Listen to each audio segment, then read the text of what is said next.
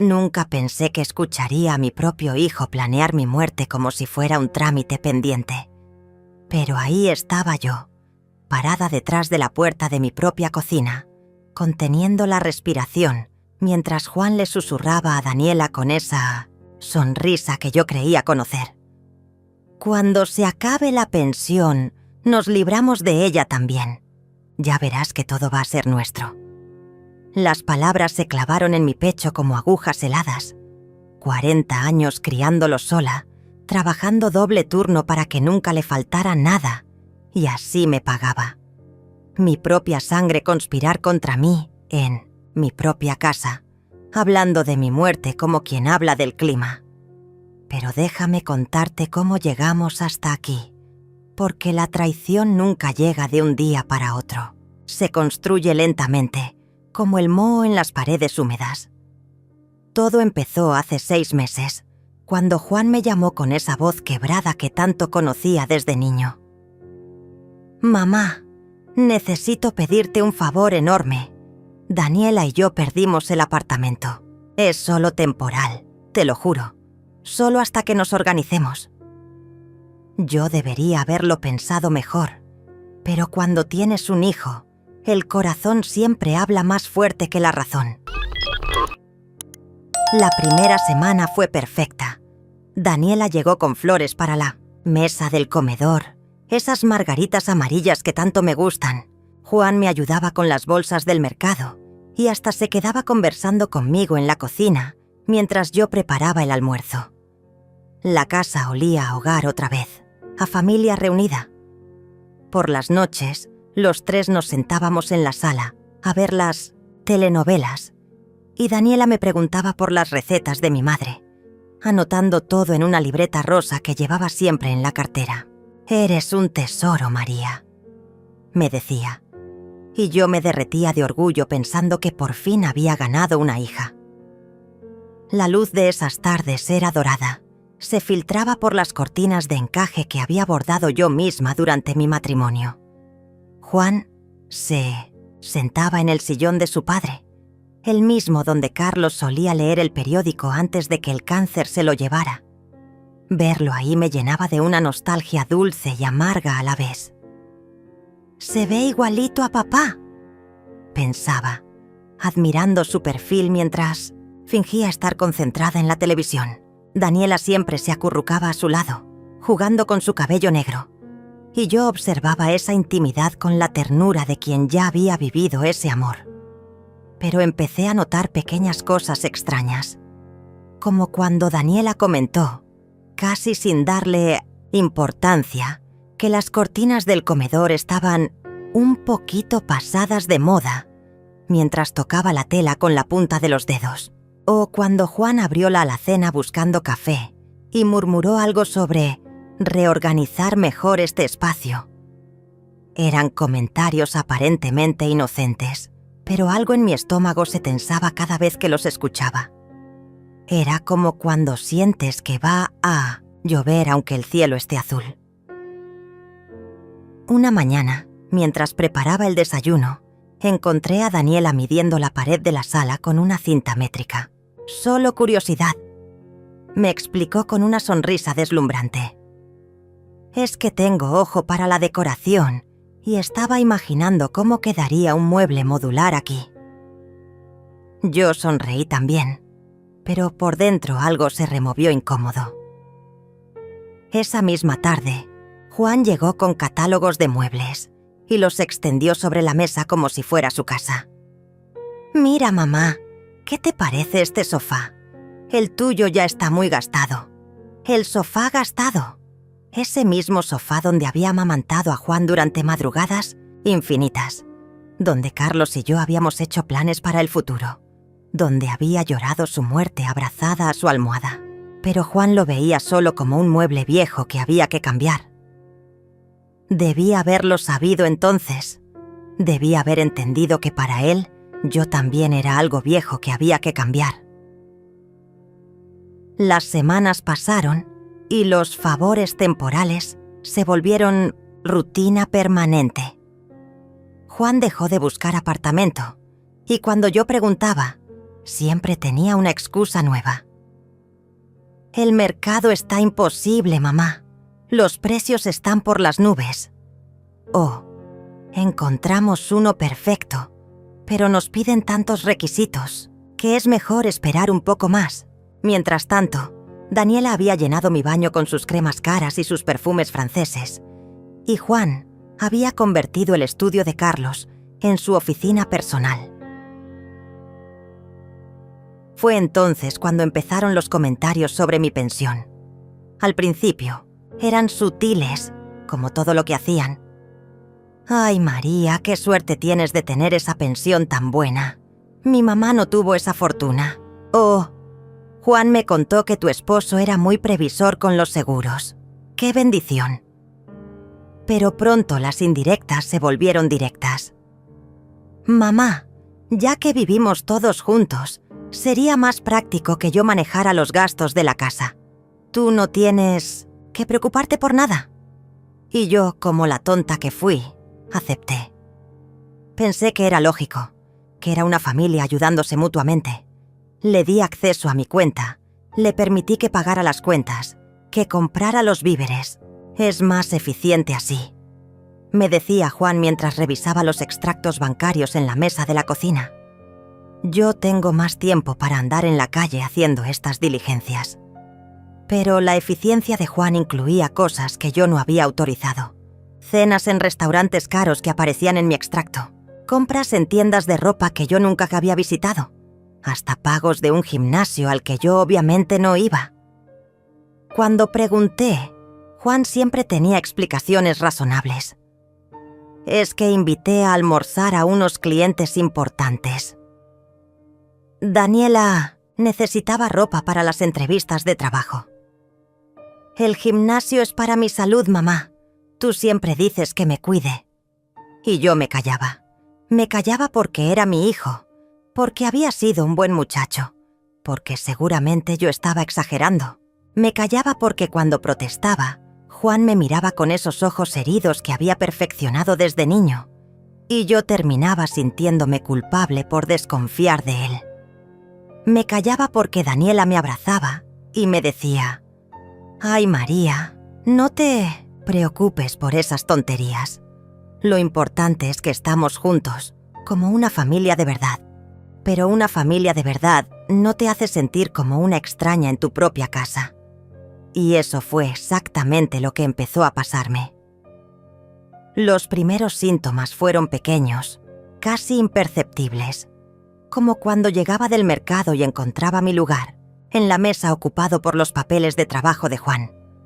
«Ay, mamá, perdona, es que tengo una reunión importante y necesito espacio». Yo terminaba desayunando de pie en la cocina, como una empleada en su día libre. O cuando Daniela decidió reorganizar mi armario porque era una lástima tener tanta ropa bonita tan arrugada. De repente mis vestidos estaban en el fondo y la primera mitad del closet la ocupaban sus trajes sastre y sus blusas de seda. Es más práctico así, María. Yo salgo más y necesito tener todo a mano. Mi ropa, la que había comprado con mis propios ahorros durante años, quedó relegada como algo de segunda categoría. Pero el momento que debería haberme despertado para siempre fue aquella tarde de domingo. Habían invitado a los papás de Daniela a almorzar sin consultarme. Yo me enteré cuando llegué de misa y encontré la casa llena de gente extraña. «¡Sorpresa, mamá!», gritó Juan con esa sonrisa postiza que se ponía cuando quería justificar algo injustificable. Pensamos que sería lindo conocer a la familia. Política. Los padres de Daniela eran de esas personas que te miden de arriba abajo antes de saludarte. Él, un hombre de traje impecable que miraba mi casa como si estuviera evaluando una propiedad en venta. Ella, una mujer de uñas perfectas que tocaba mis muebles con la punta de los dedos, como si temiera contagiarse de algo. «¡Qué casa tan acogedora!», comentó mientras observaba mis figuritas de porcelana con una sonrisa que no llegaba a los ojos. Juan había preparado todo como si fuera el dueño de casa. Había sacado la vajilla buena, la que Carlos y yo usábamos solo en Navidad, y había puesto la mesa con mis manteles bordados a mano. Pero cuando llegó el momento de sentarse, me indicó la silla del rincón, la más incómoda, mientras él ocupaba la cabecera que siempre había sido mía. «Mamá, ¿podrías traer más hielo? Y de paso, ¿revisas si el asado está listo?» Ahí estaba yo, sirviendo en mi propia casa mientras mi hijo hacía los honores de anfitrión. Daniela le contaba a su madre sobre los cambios que estaban planeando para modernizar el lugar, y Juana sentía como si cada decisión fuera suya. «Estamos pensando en tirar esa pared para hacer la sala más amplia», decía señalando hacia mi comedor, «y cambiar todo el piso por algo más actual». Mientras tanto, yo iba y venía de la cocina como una fantasma invisible. Traía agua, servía comida, retiraba platos, limpiaba derrames. Nadie me preguntaba mi opinión sobre los cambios que planeaban hacer en mi casa. Nadie me incluía en la conversación sobre mi futuro. Yo era simplemente la mujer que servía la comida en la casa donde ellos iban a vivir. El padre de Daniela me miró una vez cuando pasé por su lado con la bandeja de postres. «Usted debe estar muy contenta de tener compañía, señora María. Una casa tan grande para una sola persona debe dar mucha soledad». Le sonreí como pude, pero por dentro algo se quebró. ¿Una sola persona? Como si mis 40 años viviendo ahí, construyendo cada rincón con amor, no contaran para nada. Pero lo peor vino después, cuando estaba lavando los platos en la cocina. Daniela entró con su madre, pensando que yo no podía escucharlas por el ruido del agua. «Es una casa preciosa», murmuró la señora, «y está en una zona que se está valorizando mucho». Daniela bajó la voz. «Sí, Juan dice que cuando todo se arregle, va a valer una fortuna. Lo importante es tener paciencia. Cuando todo se arregle». Esas palabras resonaron en mi cabeza mientras enjabonaba los vasos. ¿Arreglarse? ¿Cómo? ¿Cuándo yo ya no estuviera? Dejé caer un plato que se hizo pedazos contra el piso de la cocina. El ruido las hizo callar inmediatamente. «¿Estás bien, María?», preguntó Daniela con falsa preocupación. «Cuidado, no te vayas a cortar». Esa noche, cuando por fin se fueron los invitados, me senté en mi cama a mirar las fotos de Carlos. En una de ellas estábamos parados frente a esta misma casa el día que la compramos, jóvenes y llenos de sueños. «Era nuestra casa, Carlos», le susurré a su fotografía. «Nuestra casa para envejecer juntos, para ver crecer a los nietos, para vivir en paz». Pero de paz ya no me quedaba nada. Los días siguientes fueron peores. Juan y Daniela comenzaron a comportarse como los verdaderos dueños de la casa. Cambiaron la disposición de los muebles sin preguntarme. Tiraron plantas de mi jardín que, según ellos, estaban muy descuidadas. Hasta se deshicieron de la mecedora de Carlos, donde yo solía sentarme por las tardes a leer. «Mamá, esa cosa ya estaba muy fea. Le pedimos al reciclador que se la llevara». Cuando protesté, Juan me miró con esa expresión de paciencia forzada que usan los adultos con los niños caprichosos. «Mamá, tienes que entender que estamos tratando de modernizar la casa para todos. No puedes aferrarte al pasado para siempre». ¿Aferrarme al pasado? Mi matrimonio de 30 años era el pasado. Mi esposo muerto era el pasado. Pero mi derecho a decidir sobre mis propias cosas también era el pasado. Fue entonces cuando empecé a notar las conversaciones que se cortaban cuando yo entraba a un cuarto. Los susurros que paraban abruptamente cuando me acercaba. Las miradas cómplices que intercambiaban cuando pensaban que no los veía. Era como vivir en una obra de teatro donde todos conocían el guión menos yo. Una mañana encontré a Daniela tomando fotos de la casa con su teléfono. «Es para mandárselas a mi hermana», me explicó cuando la pillé enfocando la sala desde diferentes ángulos. Le encanta la decoración vintage. Pero algo en la manera meticulosa como capturaba cada rincón me hizo sospechar. Nadie toma tantas fotos de una decoración que planea conservar.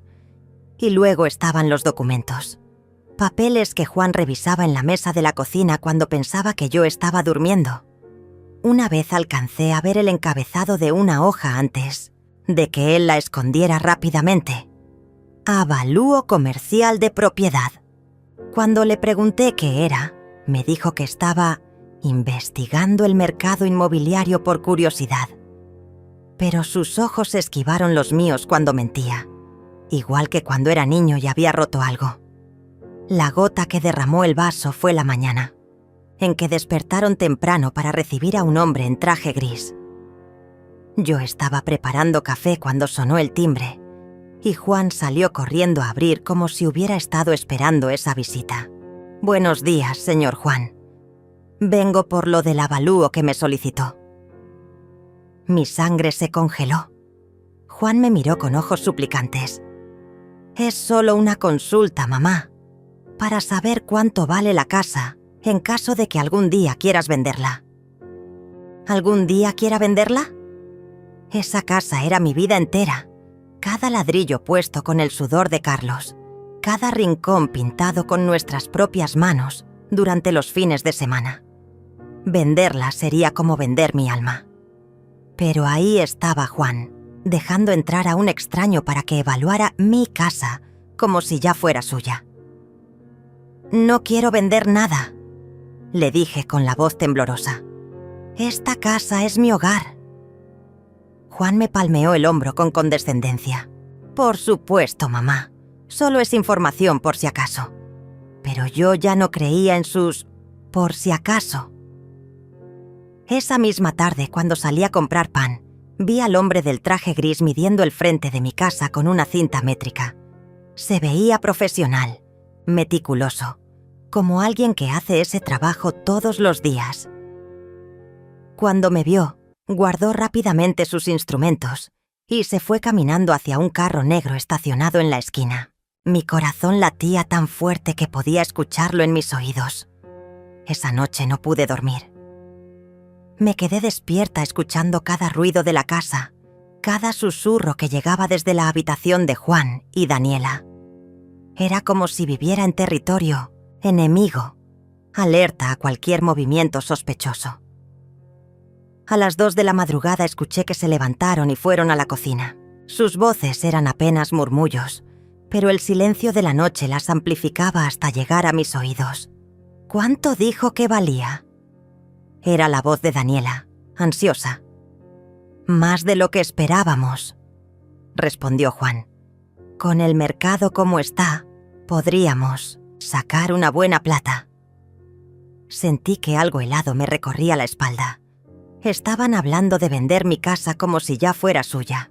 ¿Y ella qué va a decir?, preguntó Daniela. «No va a decir nada porque no se va a enterar hasta que todo esté listo», contestó Juan con una frialdad que no le conocía. Me quedé paralizada en mi cama, agarrando las sábanas con tanta fuerza que se me marcaron las uñas en las palmas. Mi propio hijo estaba planeando vender mi casa a mis espaldas, la casa donde él había dado sus primeros pasos, donde había aprendido a andar en bicicleta en el patio, donde había celebrado cada cumpleaños de su infancia. Y ahora la veía solo como dinero en el banco. Al día siguiente decidí investigar, por mi cuenta. Esperé a que salieran y comencé a revisar los papeles que Juan siempre guardaba en el estudio de Carlos. Mi corazón se rompió en pedazos cuando encontré lo que estaba buscando. No era solo un avalúo.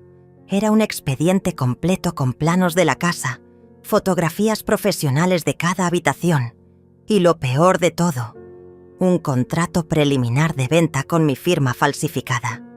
Ahí estaba mi nombre, escrito con una letra que se parecía a la mía, pero que claramente no era mía. María González, decía el documento, acepta vender la propiedad ubicada en... Y seguía con todos los detalles legales. La fecha del contrato era de hacía 2 semanas, justo después de la visita de los padres de Daniela. Todo había sido planeado desde entonces. Mis manos temblaban mientras leía cada línea. Según el contrato, yo había aceptado vender la casa por un precio que era la mitad de lo que realmente valía. Y lo más cruel de todo, había una cláusula que decía que el dinero de la venta sería administrado por Juan González en calidad de hijo y responsable legal de la vendedora. ¿Responsable legal? ¿Cuándo había yo perdido mi capacidad legal para manejar mis propios bienes? Pero eso no era todo. En la misma carpeta encontré otros documentos que me helaron la sangre.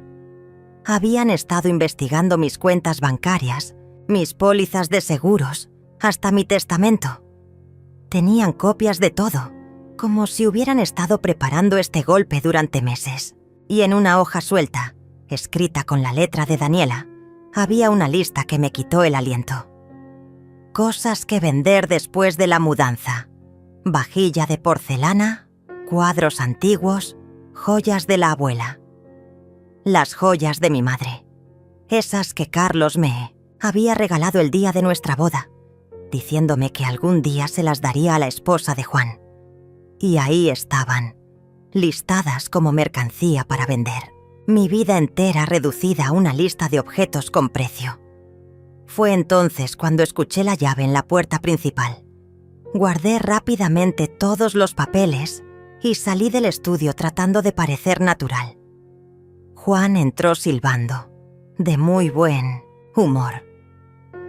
«Hola, mamá. ¿Cómo estuvo tu día?», me preguntó mientras se servía un vaso de agua.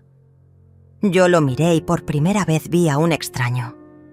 Este hombre que sonreía con tanta tranquilidad era capaz de falsificar mi firma y vender mi casa, sin remordimientos.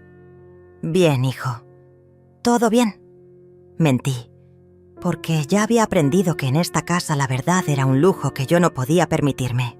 Pero por dentro estaba furia pura. Furia por haber sido tan ingenua, por haber confiado ciegamente, por haber puesto mi vida en manos de alguien que la veía como un obstáculo para sus planes. Esa noche Daniela cocinó mi cena favorita. Pollo, guisado con papas, el mismo que yo le había enseñado a hacer las primeras semanas. «¿Para consentirte un poquito?», me dijo con esa sonrisa dulce que ahora sabía era completamente falsa.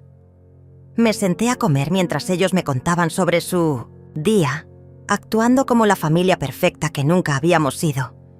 Pero yo ya no era la misma María de la mañana. Cada bocado sabía amargo. Cada sonrisa de ellos me parecía una burla. Mientras comía y asentía a sus conversaciones banales, mi mente trabajaba a toda velocidad. Si ellos podían actuar, yo también podía hacerlo. Si ellos podían mentir, yo también podía mentir. La diferencia era que yo tenía algo que ellos no sabían que tenía: la certeza absoluta de lo que estaban planeando. Después de cenar, Juan se puso a ver televisión y Daniela se fue a bañar. Yo me quedé recogiendo la cocina, pero esta vez no era la abuela servicial que siempre había sido. Esta vez era una mujer planeando su defensa. Mientras lavaba los platos, recordé cada detalle de los documentos que había encontrado, los nombres de los abogados, las fechas, los montos. Todo estaba grabado en mi memoria como si fuera fuego. Cuando por fin me fui a dormir, ya tenía claro lo que tenía que hacer. No iba a confrontarlos directamente porque sabía que tenían respuestas preparadas para todo. No iba a suplicar ni a llorar porque eso era exactamente lo que esperaban de una vieja indefensa. Ibas a hacer algo que ellos nunca esperarían. Iba a pelear con sus mismas armas. Esa madrugada, mientras la casa dormía, me levanté en silencio y volví al estudio. Esta vez no fui a leer documentos. Fui a tomar fotografías, con el teléfono, que Laura me había regalado para Navidad. Fotografié cada papel, cada contrato, cada lista. El flash estaba apagado y el sonido silenciado, pero cada clic del botón me daba más poder. Cuando terminé, tenía más de 30 fotografías que probaban todo lo que estaban tramando. La firma falsificada, los avalúos secretos, las listas de mis pertenencias. Era como tener un arsenal de armas para una guerra que acababa de comenzar. Por primera vez en meses, sonreí de verdad, pero mi sonrisa duró poco. Al día siguiente, Juan y Daniela decidieron acelerar sus planes de una manera que me dejó sin respiración. Llegué de hacer las compras y encontré la casa llena de cajas de cartón. ¡Sorpresa, mamá!, gritó Daniela con esa falsa alegría que ya me sabía de memoria. Decidimos ayudarte a organizar tus cosas. Ya tienes demasiadas para una sola persona. Mis cosas, como si fueran trastos viejos acumulados sin sentido. Pero cuando miré dentro de las cajas, vi que habían empacado los recuerdos más preciados de mi vida. Las fotografías de mi matrimonio, los diplomas de Juan cuando era niño, los platos que mi madre me había heredado. Todo estaba ahí, envuelto en papel periódico como si fuera basura para regalar. ¿Qué es esto?, pregunté tratando de mantener la calma, aunque por dentro era un volcán a punto de explotar. Juan me pasó el brazo por los hombros con esa condescendencia que había perfeccionado. Es que estuvimos pensando, mamá, esta casa es muy grande para ti sola, y mantenerla debe ser agotador. Sería mejor que te mudaras a un lugar más cómodo, más apropiado para tu edad. ¿Apropiado para mi edad? Como si a los 65 años fuera una inválida mental. Como si no hubiera mantenido esta casa impecable durante 40 años sin ayuda de nadie. No quiero mudarme, les dije con firmeza. Esta es mi casa, y aquí me voy a quedar hasta que me muera. Daniela y Juan intercambiaron una de esas miradas cómplices que tanto odiaba. «Claro, mamá», dijo Juan con paciencia fingida. «Nadie te está obligando. Solo estamos organizando las cosas por si algún día cambias de opinión. Es mejor tener todo listo». Pero yo sabía que no era por si acaso. Era parte de su plan maestro para deshacerse de mí y quedarse con todo. Lo que más me dolió fue ver cómo habían empacado las cosas de Carlos. Sus libros, sus herramientas, hasta su pipa favorita que yo guardaba en la mesita de noche como un tesoro. Todo estaba metido en cajas con etiquetas que decían donación o venta. Como si la vida de mi esposo fuera chatarra que estorbaba en sus planes de modernización. «Las cosas de papá también las vamos a guardar», explicó Juan cuando vio mi cara de horror. «Es que ocupan mucho espacio y ya es hora de que superes el duelo, mamá. No es sano vivir aferrada al pasado». ¿Superar el duelo? 30 años de matrimonio no se superan, se honran. Pero para ellos, mi dolor era solo un inconveniente que había que eliminar. Esa tarde llamaron a un camión de mudanzas, sin consultarme, sin preguntarme, como si yo fuera un mueble más que había que mover. Es solo para llevar las cosas al depósito. Me tranquilizó Daniela mientras dirigía a los cargadores, como una directora de orquesta.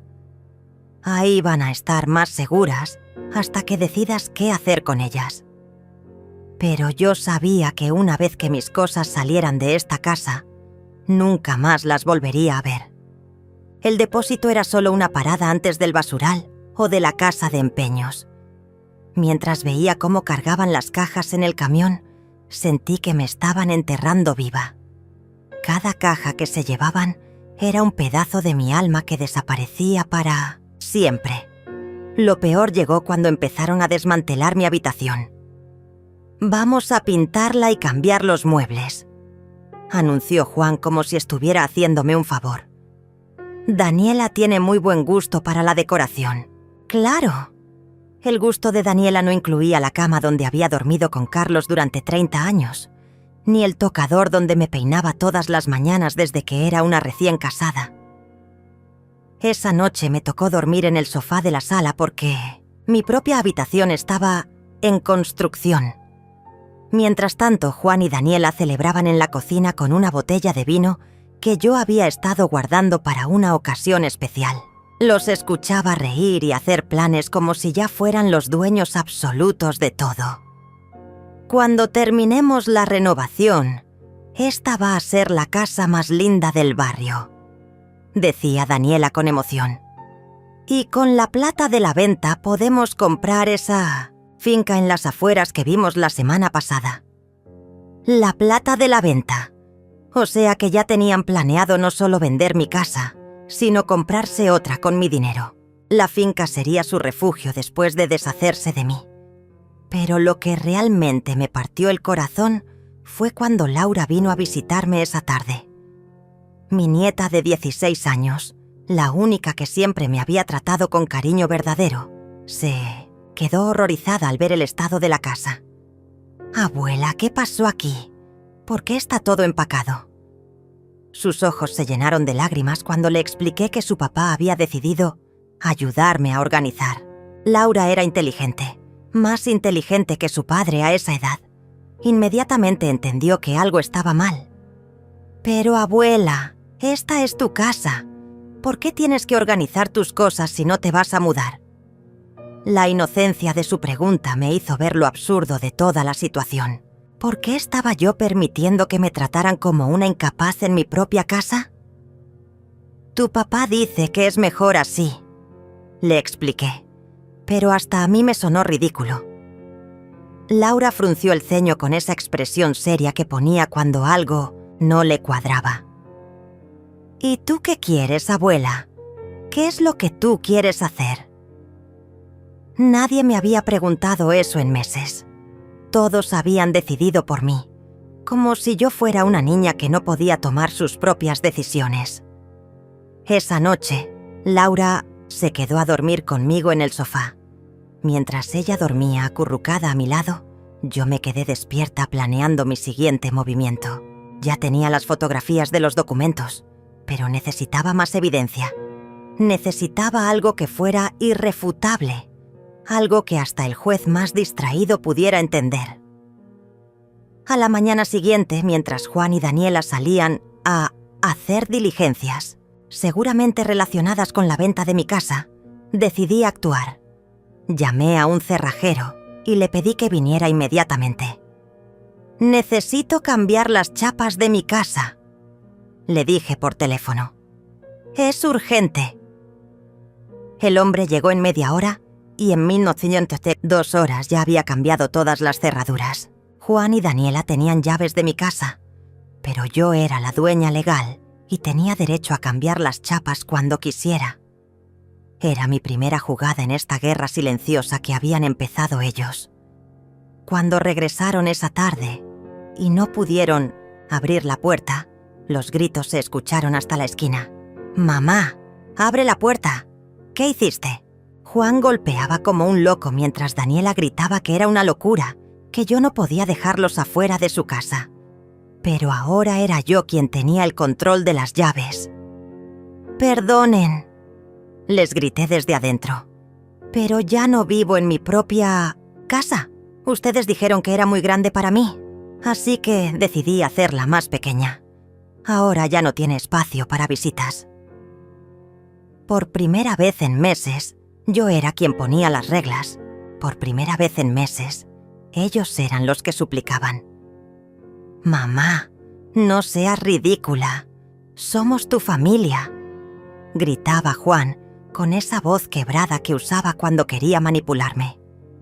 Pero yo ya no era la misma mujer ingenua de hace 6 meses. «La familia no falsifica firmas», le respondí. Y el silencio que siguió fue absoluto. Sabían que yo sabía todo. El silencio duró exactamente 10 segundos antes de que Juan explotara como una bomba. «Abre esta puerta ahora mismo», rugía mientras pateaba la madera con furia. «No tienes derecho a dejarnos afuera. Nosotros vivimos aquí». Pero yo ya no temblaba al escuchar sus gritos. Al contrario, cada golpe que daba contra mi puerta me confirmaba que había tomado la decisión correcta. «Vivían aquí», le corregí desde adentro, saboreando cada palabra. «Pasado. Ya no más». Daniela se había sumado al espectáculo con llantos dramáticos que podrían ganar un Oscar. «María, por favor, ¿cómo nos vas a hacer esto? Somos una familia». Era increíble cómo la palabra familia aparecía en su boca justo cuando la necesitaba para manipularme. Pero yo había aprendido a leer entre líneas. Saqué mi teléfono y comencé a grabar todo el escándalo que estaban armando en mi puerta. Sus gritos, sus amenazas, sus intentos de forzar la entrada. Todo quedaba registrado como evidencia de que ellos creían tener más derechos sobre mi casa que yo misma. «Vamos a llamar a la policía», amenazó Juan cuando se dio cuenta de que yo no iba a ceder. «Esto es secuestro. Tenemos derecho a entrar». Me reí por primera vez en meses, una risa amarga pero liberadora. «Perfecto, hijo, llama a la policía. Así les puedes explicar por qué tienes contratos de venta con mi firma falsificada». Eso los calmó inmediatamente. Las patadas cesaron, los gritos se convirtieron en murmullos urgentes. Los escuchaba cuchichear del otro lado de la puerta, seguramente calculando cuánto sabía yo y qué tanto los podía perjudicar. Era delicioso tener esa ventaja por primera vez. Después de media hora de susurros, Juan cambió de estrategia. Su voz se volvió dulce, suplicante, como cuando era niño y había hecho algo malo. «Mamá, perdóname. Sé que metí la pata, pero podemos arreglar todo. Ábreme la puerta y hablamos como gente civilizada». Qué rápido había pasado de amenazas a súplicas cuando se dio cuenta de que yo tenía las de ganar. «No hay nada que arreglar, Juan», le respondí con calma. «Ustedes ya lo arreglaron todo cuando decidieron falsificar mi firma y vender mi casa sin consultarme.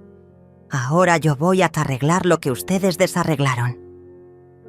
Daniela intentó usar un tono maternal, como si yo fuera una niña haciendo una rabieta. «María, sé razonable. Todos cometemos errores. Lo importante es la familia». Pero yo ya no compraba ese cuento de la familia unida.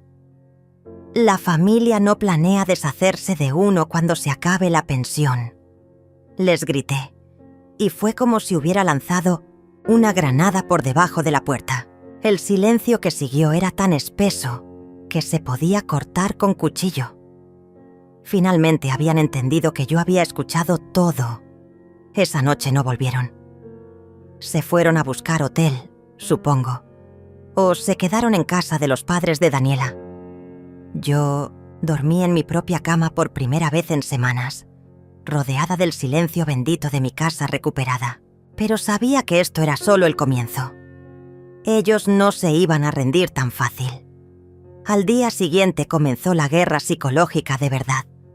Llegaron temprano, pero esta vez no vinieron solos. Trajeron a los padres de Daniela, a la hermana de Juan, hasta a la vecina de al lado que siempre había sido chismosa. Una delegación completa para hacerme quedar como la loca de la familia. «María, tienes que ser razonable», me gritaba la hermana de Juan desde la calle. «Juan es tu único hijo. No puedes tratarlo así». La vecina asentía como buitre esperando carroña. «Es verdad, doña María. La familia es sagrada. Uno tiene que perdonar». Qué fácil es predicar perdón cuando no es tu casa la que están vendiendo a tus espaldas. Pero la actuación principal la hizo el padre de Daniela. Con su voz de abogado retirado, me explicó pacientemente que yo estaba actuando de manera irracional y que podría tener consecuencias legales si seguía reteniendo ilegalmente a Juan y Daniela fuera de su hogar. Todo dicho con palabras técnicas para intimidarme. «Su hogar está en otro lado», le respondí desde la ventana. «Este es mi hogar y yo decido quién entra y quién no». El hombre infló el pecho como un pavo real ofendido. «Señora, su hijo tiene derechos adquiridos por residencia. No puede echarlo así como así». Me dio risa su ignorancia legal. «Puede tener derechos de residencia, pero no de propiedad, y mucho menos de falsificación». Esa palabra mágica volvió a silenciar a toda la tropa. Falsificación era un delito penal. no algo que se arreglara con dramas familiares en la calle. Por primera vez, vi miedo real en los ojos de Juan. Miedo de que yo realmente supiera todo lo que había hecho. Después del mediodía se fueron todos, excepto Juan. Él se quedó sentado en la acera como un perro abandonado, esperando que mi corazón de madre se ablandara. Cada tanto me gritaba cosas como «Mamá, yo te amo», o «Solo quería protegerte», o «Todo fue idea de Daniela, yo nunca quise hacerte daño». Puras mentiras para hacerme sentir culpable. Pero yo ya no era la madre ciega que creía todo lo que le decía su hijito querido. Durante esas horas que él estuvo ahí afuera, yo estuve adentro preparando mi próximo movimiento. Llamé al banco y cambié todas mis claves. Llamé a mi abogado y le pedí una cita urgente. Llamé a la compañía de seguros y les informé que Juan ya no tenía autorización para manejar mis cuentas. Cada llamada que hacía era como quitarle un hilo de la telaraña que habían tejido alrededor mío. Con cada clave cambiada, con cada autorización revocada, yo recuperaba el control de mi propia vida. Era un proceso lento pero liberador, como despertar de una pesadilla muy larga. A eso de las 6 de la tarde, Juan se paró de la acera y se acercó a la ventana donde yo estaba. Su cara era una mezcla de rabia contenida y desesperación calculada. «Mamá, esto ya es suficiente. Abre la puerta ahora mismo o vas a tener que enfrentar las consecuencias».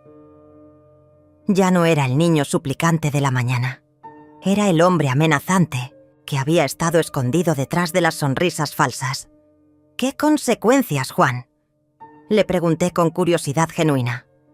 «¿Me vas a echar de mi propia casa? ¿Me vas a vender sin consultarme? Ay, pero eso ya lo intentaste». Su cara se puso roja de furia. «Basta de jueguitos. Yo soy tu hijo y merezco respeto». Era increíble cómo hablaba de respeto después de haber falsificado mi firma. «El respeto se gana, Juan. Y tú perdiste el mío cuando decidiste que yo era un estorbo para tus planes». Le mostré el teléfono por la ventana.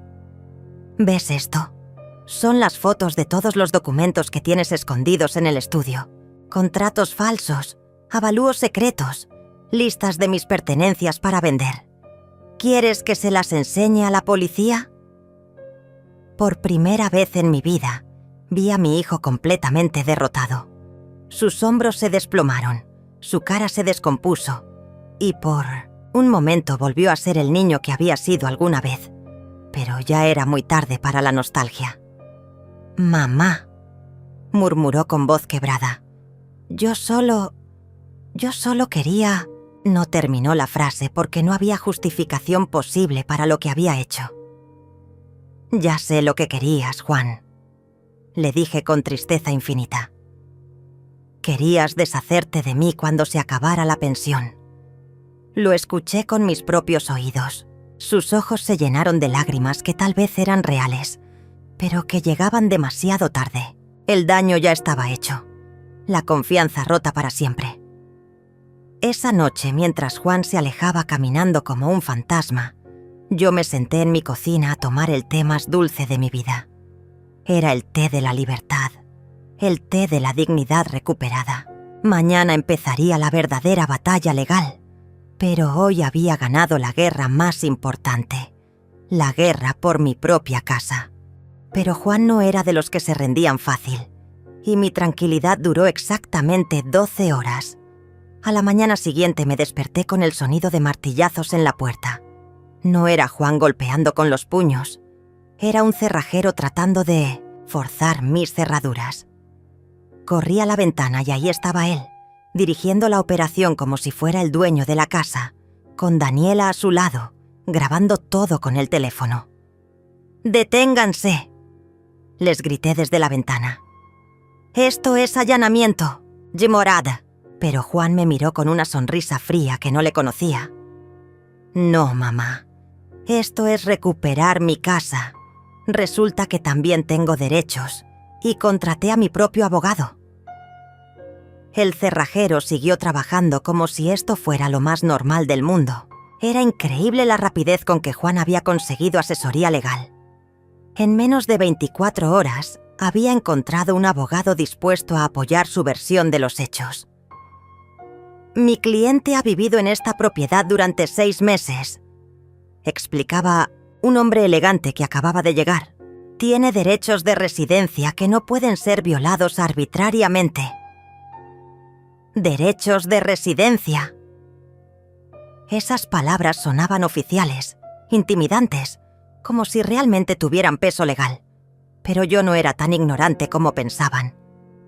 «¿Y qué hay de la falsificación de documentos?», le grité al abogado. «Eso también es un derecho de residencia». El hombre frunció el ceño y le susurró algo a Juan que no pude escuchar. Mientras tanto, el cerrajero había logrado abrir la puerta. Juan entró como un conquistador, recuperando territorio perdido, con Daniela pisándole los talones y grabando cada segundo. «Mamá, ya basta de drama», anunció mientras se dirigía hacia el estudio. «Vinimos por nuestras cosas y a hablar como gente civilizada». Pero yo ya sabía que hablar como gente civilizada era código para obligarte a hacer lo que queremos. Rápidamente me dirigí al estudio antes que él, sabiendo exactamente lo que estaba buscando. Los documentos con la firma falsificada habían desaparecido de donde los había encontrado. Juan ya los había movido a un lugar más seguro. «¿Buscas esto?», le pregunté mostrándole mi teléfono con las fotografías que había tomado. Su cara se descompuso por completo. No había contado con que yo fuera lo suficientemente inteligente para documentar su fraude. «Tengo copias de todo, Juan. Cada contrato falso, cada avalúo secreto, cada lista de mis pertenencias. Todo está guardado en lugar seguro». El abogado, elegante, se acercó con interés profesional. «¿Me permite ver esas supuestas evidencias?». Su tono era condescendiente, como si estuviera hablando con una anciana confundida. Pero cuando le mostré las fotografías, su expresión cambió radicalmente. «Señor Juan, necesitamos hablar en privado, inmediatamente».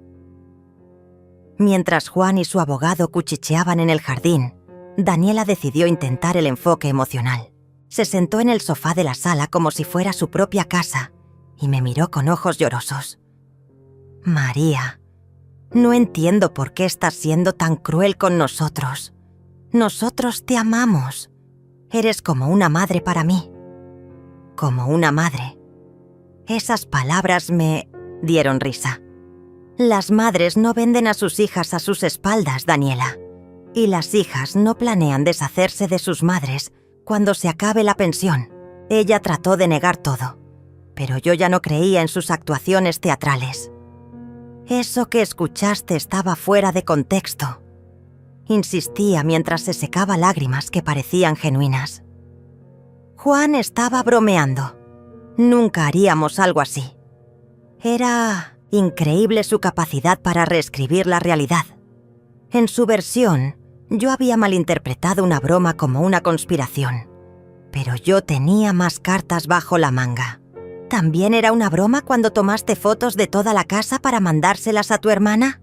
¿Y cuando empacaste mis recuerdos como si fueran basura? ¿Y cuando trajiste al tasador sin consultarme? Cada pregunta era una bofetada que la dejaba sin respuesta. Daniela cambió de estrategia cuando se dio cuenta de que no podía convencerme de mi propia locura. «Está bien, María. Tal vez nos equivocamos en la forma, pero todo lo hicimos porque te queremos. Esta casa es muy grande para ti sola y mantenerla debe ser agotador. Solo queríamos ayudarte». Ayudarme, otra palabra que habían prostituido hasta quitarle todo significado. Si querían ayudarme, me habrían preguntado qué necesitaba. No, habrían decidido por mí como si fuera una incapaz. Mi voz se alzó más de lo que había planeado, pero ya no me importaba mantener la compostura. En ese momento, Juan regresó del jardín con cara de funeral. Su abogado elegante, ya no sé, veía tan seguro de sí mismo. «Mamá, dijo Juan con voz seria. Mi abogado dice que podemos llegar a un acuerdo, algo que nos beneficia a todos. Qué rápido había pasado de exigir sus derechos a ofrecer acuerdos. No hay nada que acordar, Juan, le respondí con firmeza. Esta es mi casa, comprada con el dinero de tu padre y mío, y ustedes no tienen ningún derecho sobre ella. El abogado se aclaró la garganta nerviosamente. Señora María, tal vez podríamos discutir un arreglo económico que... ¿Un arreglo económico? Lo interrumpí. ¿Me estás sugiriendo que les pague por no falsificar más documentos o por no conspirar más contra mí? El hombre se puso rojo como un tomate. Era obvio que Juan no le había contado todos los detalles de su plan maestro. La situación se estaba volviendo insostenible para ellos. Juan intentó un último recurso. La culpa maternal. Mamá, soy tu único hijo. Papá ya no está. Solo me tienes a mí en este mundo. ¿De verdad me vas a abandonar por un malentendido? Sus ojos se llenaron de lágrimas que tal vez eran reales, pero que llegaban demasiado tarde. Tú me abandonaste. A mí primero, Juan. Le respondí con el corazón roto pero firme. Me abandonaste el día que decidiste que yo era un obstáculo para tu felicidad. Me abandonaste cuando falsificaste mi firma. Me abandonaste cuando planeaste vender mi casa sin consultarme. Cada palabra era un clavo en el ataúd de nuestra relación. Daniela intentó intervenir con su voz más dulce. María, por favor, piensa en Laura. Ella nos ama a todos. ¿Quieres que crezca en una familia dividida? Era el colmo usar a mi nieta como chantaje emocional. Laura es lo suficientemente inteligente para entender quién tiene la razón aquí. Y cuando sea mayor, va a saber valorar a una abuela que se defendió con dignidad. El abogado murmuró algo al oído de Juan y luego se dirigió hacia la puerta. Señor Juan, creo que es mejor que nos retiremos por hoy.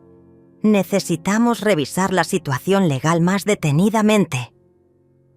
Era obvio que había entendido que defender a Juan podría meterlo en problemas legales serios. Cuando se quedaron solos, Juan y Daniela me miraron como si fuera una extraña. Ya no era la abuela manipulable que habían conocido. Era una mujer que había recuperado su dignidad y que estaba dispuesta a defenderla hasta las últimas consecuencias. Esto no se va a quedar así, mamá, murmuró Juan mientras se dirigía hacia la puerta. Tienes razón, le respondí con calma mortal. Esto no se va a quedar así.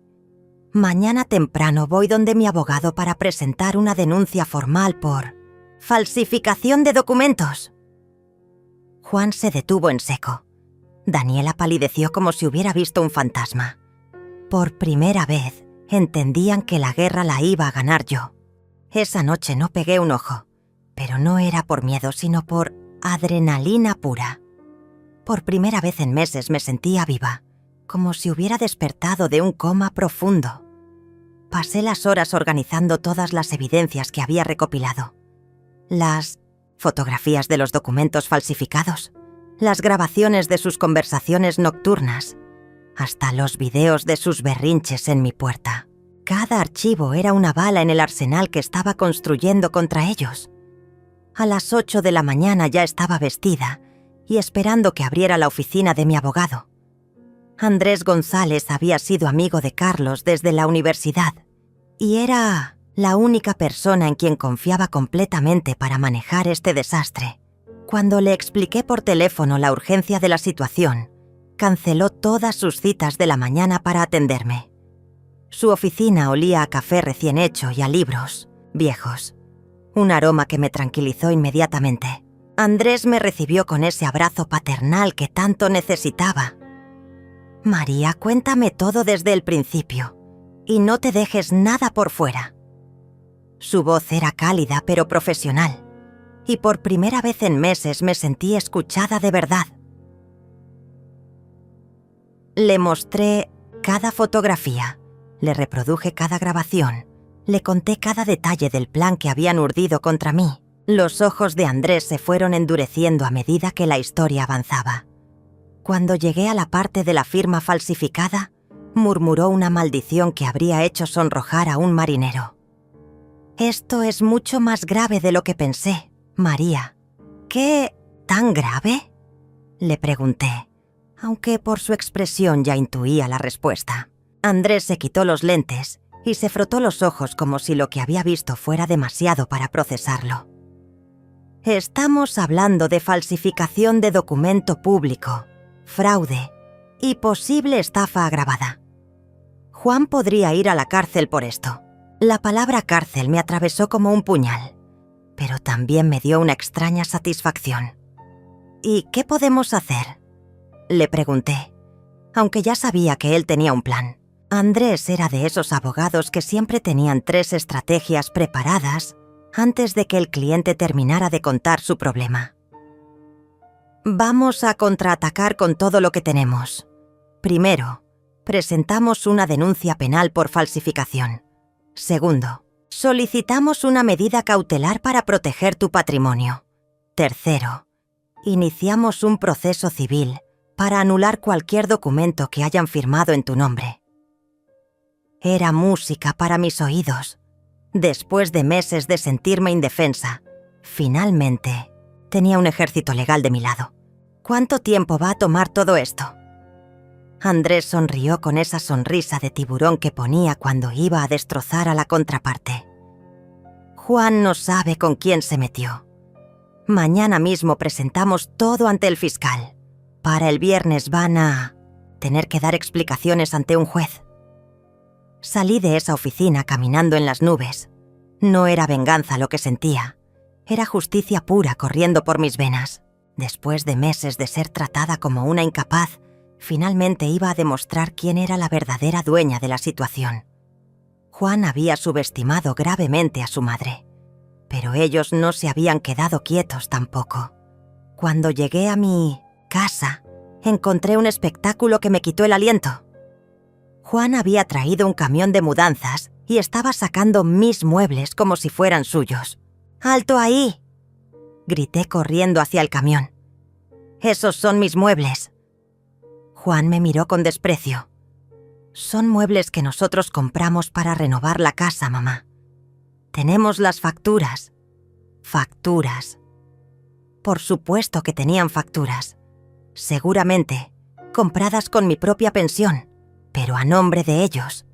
Era increíble su capacidad para pervertir cada situación a su favor. «Esos muebles están en mi casa, comprados con mi dinero», les gritaba mientras los cargadores seguían trabajando, como si nada. Daniela salió de la casa con una sonrisa triunfante.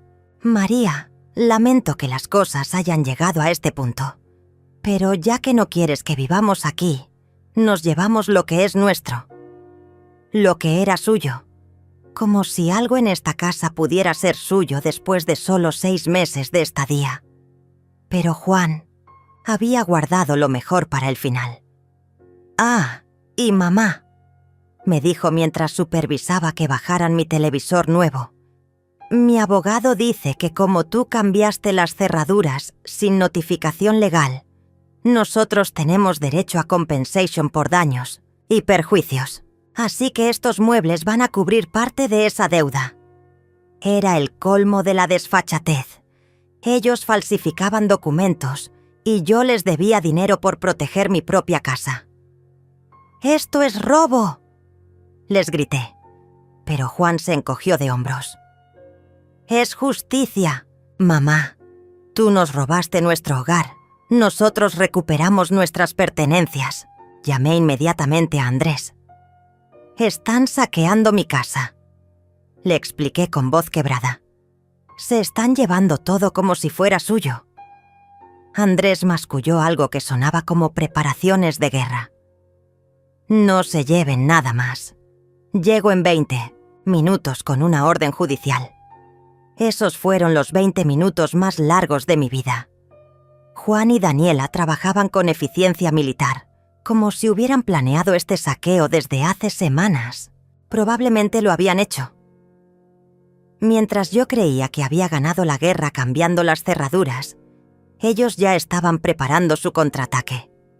Se llevaron el sofá nuevo, la mesa del comedor que habían modernizado, hasta la refrigeradora, que según ellos era más eficiente que la vieja. Cada mueble que salía por esa puerta era un pedazo de mi dignidad que se marchaba con ellos. Pero ya no iba a permitir que me siguieran humillando. Cuando llegó Andrés con su orden judicial, el camión ya estaba medio cargado, pero su presencia cambió inmediatamente la dinámica de la situación. Juan, que había estado actuando como el dueño del mundo, de repente se puso nervioso.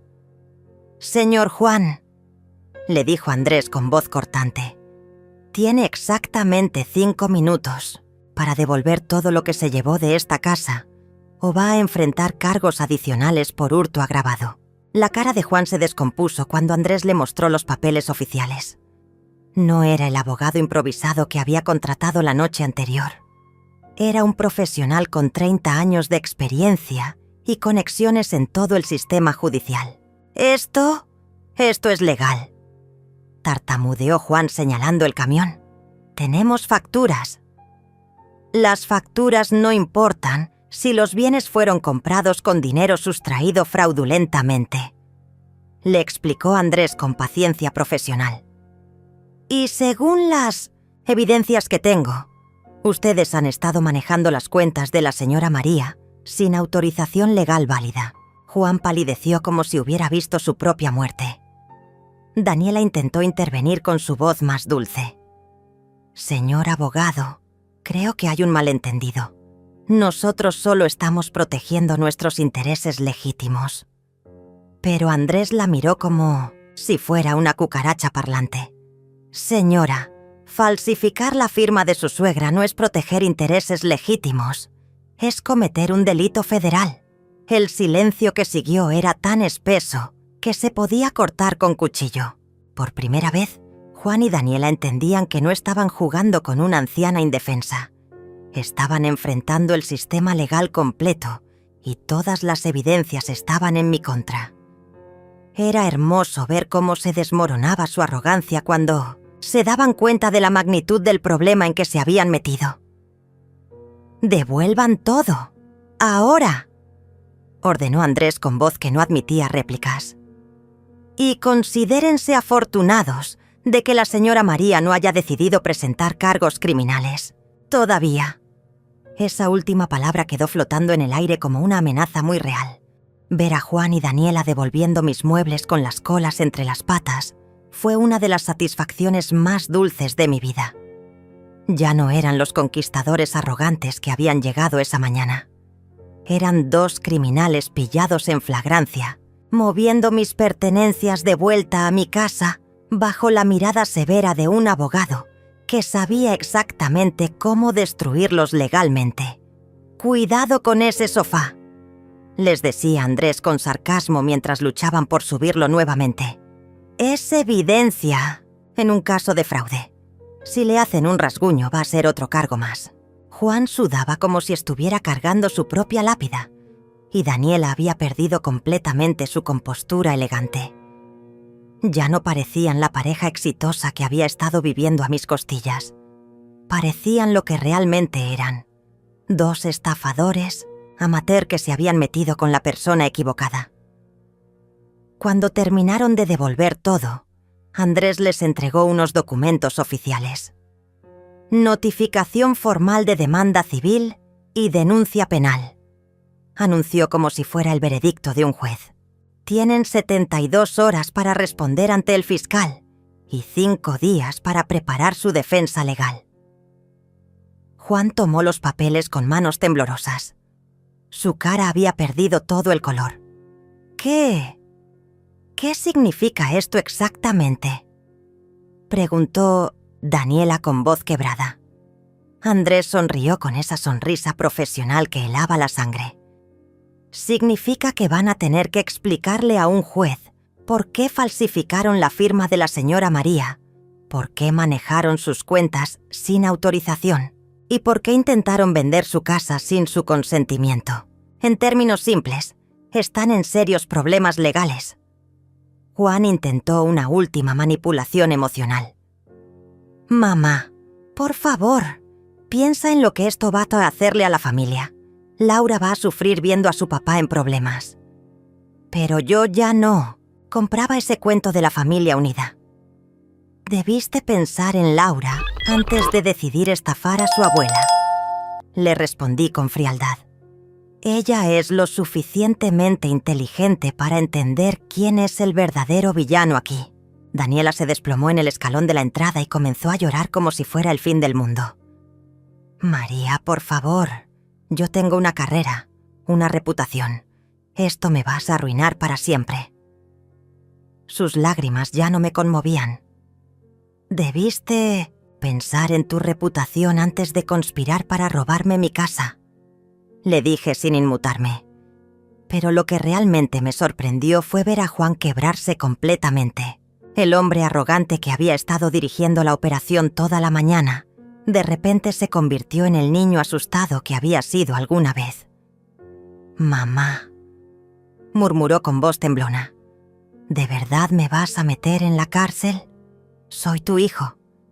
Esas palabras me atravesaron como un puñal, pero ya había tomado mi decisión.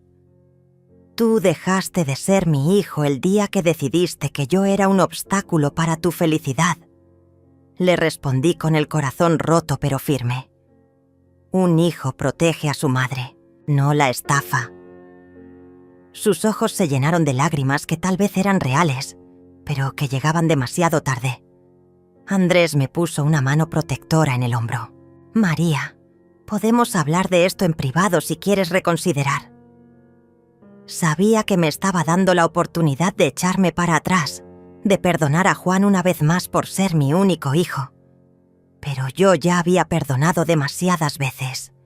Ya había sido la madre ciega que justificaba todo. Era hora de ser la mujer que se defendía con dignidad. No hay nada que reconsiderar. Anuncié con voz clara y fuerte. Que la justicia siga su curso. Juan sollozó como si lo hubiera apuñaleado, pero Daniela me miró con odio puro. Esto no se va a quedar así, María. Me amenazó entre lágrimas. Vamos a pelear esto hasta el final. Perfecto, le respondí con calma. Yo también. Andrés les recordó que tenían prohibido acercarse a mi casa o contactarme directamente. Cualquier comunicación debe ser a través de abogados, les explicó mientras los escoltaba hacia la calle. Y les sugiero encarecidamente que contraten a alguien competente, porque van a necesitar toda la ayuda legal que puedan conseguir. Cuando por fin se fueron, la casa quedó envuelta en un silencio bendito. Por primera vez en meses, era realmente mía otra vez. Me senté en mi cocina a tomar té mientras Andrés revisaba algunos documentos finales. ¿Te arrepientes?, me preguntó con cariño. Era una pregunta justa. Estaba demandando a mi único hijo, después de todo. Me arrepiento de muchas cosas, le respondí después de pensarlo bien. Me arrepiento de haber sido tan ingenua. Me arrepiento de haber permitido que esto llegara tan lejos, pero no me arrepiento de defenderme. Andrés asintió con aprobación. Carlos estaría orgulloso de ti, murmuró, y esas palabras me llenaron de una paz que no había sentido en meses. Esa tarde sonó el timbre. Por un momento pensé que Juan había regresado a suplicar perdón, pero cuando abrí la puerta, encontré a Laura parada ahí con los ojos rojos de llorar. «Abuela», murmuró lanzándose a mis brazos. «Papá me contó lo que pasó. Dice que tú lo vas a meter preso». Mi corazón se partió al ver el dolor en los ojos de mi nieta. «Laura, amor, siéntate y déjame explicarte», le dije llevándola a la sala. Durante la siguiente hora, le conté toda la historia desde el principio. Le mostré las fotografías de los documentos falsificados. Le expliqué sobre la conspiración para vender mi casa. Le hice escuchar las grabaciones de sus conversaciones nocturnas. Laura me escuchó en silencio, pero vi cómo su expresión cambiaba, gradualmente de tristeza a indignación. ¿Papá realmente falsificó tu firma?, me preguntó con incredulidad. Cuando le confirmé que sí, negó con la cabeza como si no pudiera creerlo. ¿Y Daniela sabía todo? Daniela era parte del plan desde el principio. Le expliqué con gentileza. Ellos querían deshacerse de mí cuando se acabara mi pensión. Laura se quedó callada durante largos minutos, procesando toda la información. Finalmente me miró, con esos ojos inteligentes que tanto me recordaban a Carlos. «Abuela», me dijo con voz seria, «hiciste lo correcto. Papá se portó muy mal contigo». Sus palabras me liberaron de la última culpa que quedaba en mi corazón. Si mi propia nieta entendía la situación, entonces realmente había tomado la decisión correcta. ¿Qué va a pasar ahora?, me preguntó Laura con preocupación. ¿De verdad papá puede ir a la cárcel? Le expliqué que eso dependía del juez y de que también se defendieran legalmente. Pero Laura, quiero que sepas que sin importar lo que pase con tu papá, tú siempre vas a ser bienvenida en esta casa.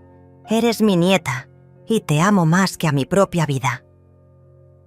Laura me abrazó tan fuerte que pensé que me iba a quebrar las costillas.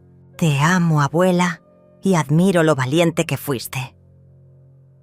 Esas palabras valían más que cualquier victoria legal. Mi nieta me veía como una heroína, no como una anciana vengativa. Había preservado no solo mi casa y mi dignidad, sino también el respeto de la única persona cuya opinión realmente me importaba. Esa noche, después de que Laura se fuera, me senté en el jardín a mirar las estrellas. Era la misma vista que había compartido con Carlos durante 30 años, pero ahora la veía con ojos diferentes. Ya no era la viuda indefensa que necesitaba que otros tomaran decisiones por ella. Era una mujer que había luchado por lo suyo y había ganado. 3 meses después, mientras desayunaba en mi cocina con la primera luz del amanecer, filtrándose por las cortinas que había bordado con mis propias manos, recibí la llamada que había estado esperando. Era Andrés, con esa voz satisfecha que ponía cuando ganaba un caso difícil. «María, tengo noticias. Juan aceptó declararse culpable a cambio de una sentencia reducida. 3 años de cárcel, pero solo cumplirá 1 si mantiene buena conducta. 1 año.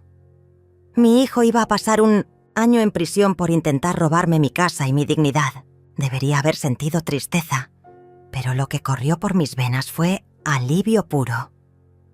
«¿Y Daniela?», pregunté, aunque ya intuía la respuesta. Ella negoció por separado. 6 meses de prisión domiciliaria y 5 años de libertad condicional. Y ambos tienen prohibido acercarse a ti o a tu propiedad por 10 años. 10 años de paz garantizada. Era más de lo que había soñado cuando todo esto comenzó. ¿Y el dinero?, Andrés se rió con ganas. «Tienen que devolverte cada peso que gastaron de tu pensión, más intereses y daños punitivos. Calculamos que son aproximadamente $50.000. Van a estar pagándote durante años». Cuando colgué el teléfono, me quedé sentada en silencio absorbiendo la magnitud de mi victoria. No solo había recuperado mi casa y mi dignidad, había mandado un mensaje claro a cualquiera que pensara que las viudas mayores eran presas fáciles. María González no era la típica abuela indefensa, era una mujer que peleaba cuando la acorralaban.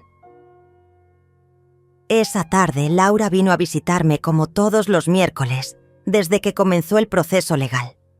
Mi nieta se había convertido en mi confidente más cercana, la única familia que realmente merecía ese nombre. «Abuela», me dijo mientras compartíamos té y galletas caseras, «¿cómo te sientes sabiendo que papá va a ir preso?». Era una pregunta compleja que me había estado atormentando durante semanas. «Me siento triste por el niño que fue», le respondí con honestidad, pero aliviada por la mujer que soy ahora. Tu papá eligió su camino, Laura. Yo solo me defendí. Ella asintió con esa madurez que la había caracterizado siempre. A los 16 años, Laura entendía conceptos de justicia que muchos adultos nunca comprenden. ¿Sabes qué es lo que más me duele?, le pregunté mientras acariciaba su cabello negro, tan parecido al de Juan cuando era niño. No es que haya ido preso, es que perdí la imagen que tenía de él. Durante 40 años creí que había criado a un buen hombre y descubrir que era capaz de esto. Mi voz se quebró un poco, pero ya no eran lágrimas de derrota, eran lágrimas de duelo por un hijo que tal vez nunca había existido realmente. Laura me tomó la mano con esa gentileza que había heredado de Carlos. Abuela, tú sí criaste a un buen hombre, pero a veces las personas eligen ser diferentes de cómo las criaron. Eso no es tu culpa. La sabiduría de mi nieta me dejó sin palabras. Tenía razón. Yo había hecho mi trabajo como madre. Juan había elegido traicionarme por voluntad propia. Los meses siguientes fueron como renacer. Poco a poco, comencé a recuperar partes de mí misma que había perdido durante esos 6 meses de infierno. Volví a cocinar mis comidas favoritas sin tener que justificar cada ingrediente. Volví a decorar mi casa según mi gusto, sin escuchar comentarios sobre cortinas pasadas de moda o muebles muy viejos. Más importante aún, volví a sentirme dueña de mi propia vida. Decidí tomar clases de pintura en el centro comunitario, algo que había querido hacer desde que Carlos murió, pero que nunca me había atrevido. Resulta que tenía talento para los paisajes. Mis cuadros del jardín trasero quedaron tan bonitos que la maestra me sugirió exponerlos en la galería local. Una mañana, mientras pintaba los geranios que había replantado después de que Juan los modernizara, escuché el timbre. Por un momento, el miedo viejo me atravesó el pecho. ¿Y si Juan había salido de prisión antes de tiempo? ¿Y si Daniela había violado la orden de alejamiento? Pero cuando abrí la puerta, encontré a una mujer joven con uniforme de correos. ¿Señora María González?, me preguntó con una sonrisa profesional. Tengo una carta certificada para usted. Era del banco, notificándome que Juan y Daniela habían hecho el primer pago de la restitución ordenada por el juez. $5,000 depositados en mi cuenta. Era dinero que ellos habían gastado de mi pensión, pero que ahora regresaba con intereses. Esa tarde decidí hacer algo que no había hecho en años. Me compré algo completamente innecesario pero hermoso. Un juego de tazas de porcelana china, con flores pintadas a mano. No las necesitaba, no tenían ningún propósito práctico, pero me hacían feliz. Por primera vez en décadas, gasté mi dinero solo para darme un gusto. Cuando Laura vino a visitarme y vio las tazas nuevas, sonrió, con complicidad. Te ves diferente, abuela, te ves libre. Tenía razón, me veía libre porque era libre, libre de manipulaciones, libre de chantajes emocionales, libre de personas que querían decidir mi vida por mí. 6 meses después de la sentencia, recibí una carta de Juan desde la prisión. Era la primera comunicación directa que tenía de él desde el día del juicio. Con manos temblorosas abrí el sobre, sin saber qué esperar. La carta era corta pero demoledora. Mamá, perdóname. Sé que no merezco tu perdón, pero necesito que sepas que me arrepiento de todo. La cárcel me ha dado tiempo para pensar y entiendo el daño que te hice. No espero que me respondas. Solo quería que supieras que tu hijo, el verdadero, te ama y siempre te va a amar. Leí esa carta 3 veces antes de decidir qué hacer con ella. Finalmente la doblé y la guardé en el cajón donde tenía las fotos de Juan niño. Tal vez algún día estaría lista para perdonar. Tal vez algún día podríamos reconstruir algún tipo de relación. Pero ese día no había llegado. y tal vez nunca llegaría. Y estaba bien así. Al año exacto de haber cambiado las cerraduras por primera vez, organicé una pequeña celebración en mi jardín. Laura me ayudó a colgar lucecitas entre los árboles y cocinamos juntas la cena como habíamos hecho tantas veces. Era nuestra familia de verdad. Una abuela que había aprendido a valorarse y una nieta que la admiraba por su fortaleza. Mientras cortaba el pastel que había hecho para conmemorar mi Día de la Independencia, Laura me hizo una pregunta que me quedó grabada para siempre. Abuela, ¿alguna vez te arrepientes de haber luchado tan duro? Miré alrededor de mi casa, con mis muebles, mis cuadros, mis recuerdos intactos. Miré a mi nieta, que me veía como una heroína y no como una víctima. Miré mi vida, que finalmente volvía a ser mía. Nunca. Le respondí con una sonrisa que salía desde el fondo del alma. Lo único de lo que me arrepiento es de no haber luchado antes. Esa noche, después de que Laura se fuera, me senté en el jardín con una taza de té en mis manos. Las estrellas brillaban igual que la noche en que Carlos y yo habíamos comprado esta casa, llenos de sueños y esperanzas. Ahora, 40 años después, seguía aquí. Había sobrevivido a la muerte de mi esposo, a la traición de mi hijo y a mis propios miedos. Esta casa ya no era solo un lugar donde vivía, era el símbolo de una mujer que había decidido pelear por su dignidad y había ganado. Era el hogar de María González, una mujer que había aprendido que nunca es demasiado tarde para defenderse. El viento nocturno movió suavemente las cortinas de encaje que yo misma había bordado décadas atrás. Ya no eran pasadas de moda, eran perfectas, exactamente como todo lo demás en mi vida finalmente perfecta. Cerré los ojos y sonreí. Mañana sería otro día en mi casa, en mi vida, en mi victoria silenciosa pero absoluta.